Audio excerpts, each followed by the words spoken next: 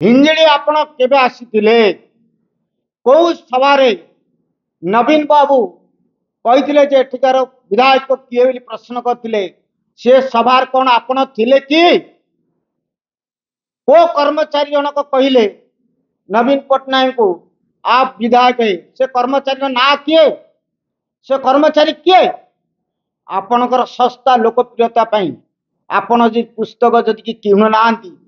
कि आमको अनुरोध कले आम कि चांदा कर अवसर प्राप्त आईपीएस ऑफिसर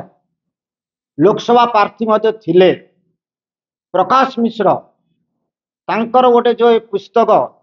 गोटे लिखिं से पुस्तक ना है कॉमेडी इन खाकी से कॉमेडी इन खाकी रे आमर प्रिय नेता हिंजिड़ीर मान्यवर विधायक ओडिशार पूर्वतन मुख्यमंत्री ओडिशा कहीं राष्ट्रीय नेता नवीन पट्टनायक विरुद्ध रे मनगढ़ा कल्पकल्पित असभ्य जहाँकि सभ्य समाज रे ये सब देखा जाए एपरी शब्द से प्रयोग कर मु प्रकाश मिश्र को पचार चाहे प्रकाश बाबू नवीन पट्टनायक को सभा को आपण केबे आसीथिले हिंजिड़ी आपण केबे आसीथिले को सभारे नवीन बाबू कही जे एठिकार विधायक किए बोली प्रश्न करते से सभार कौन आपण थिले कि को कर्मचारी जनक कहले नवीन पट्टनायक को आप विधायक है से कर्मचारी ना किए से कर्मचारी किए आपणकर सस्ता लोकप्रियता आपण जी पुस्तक जदि किणु ना कि आमको अनुरोध कले आम कि चांदा कर आपण एपरी जो कल्पकल्पित भाव में एडा गोटे नेता आमर प्रिय नेता एपर बदनाम कौन आपंकर एक निर्दिष्ट राजनीतिक दलर क्षमतार आपण अंध गोटे एत बड़ गोटे सम्मानस्पद व्यक्ति एते नीच तल स्तर चली जाऊँ समाज रे समाज आज आपन को धिस्कार कर समाज आज आपन तिरस्कार कर कहीदा चाहे नवीन पट्टनायक मात्र नेता नवीन निवास हिंजिड़ीवासी सदाले खोला थिला दिन कौन राति कौन नवीन पट्टनायक पर एक नेता जी कि प्रत्येक पंचायत स्तर लोक मानकर नाम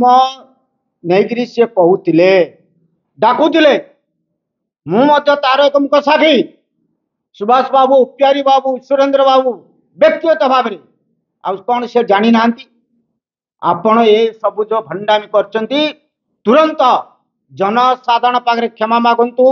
आपण जो पुस्तक से पुस्तक को तुरंत आपण निज तरफ निषेध करंतु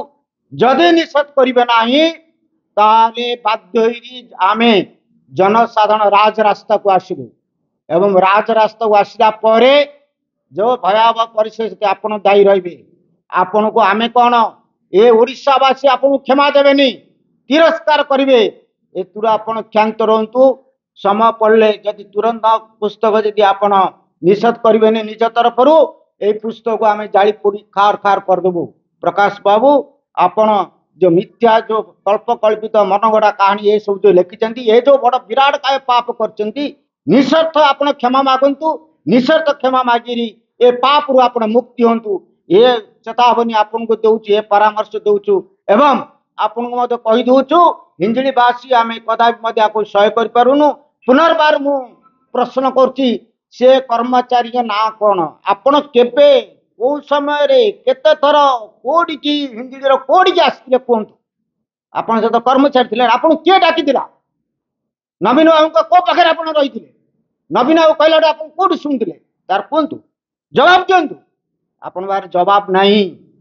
आपण केबे हिंजिड़ी आसी नांती हिंजिड़ी आसते किए भी आपन देखी था एटा मिथ्या एपरी मिथ्या भितर आप निवृत्त रहतु।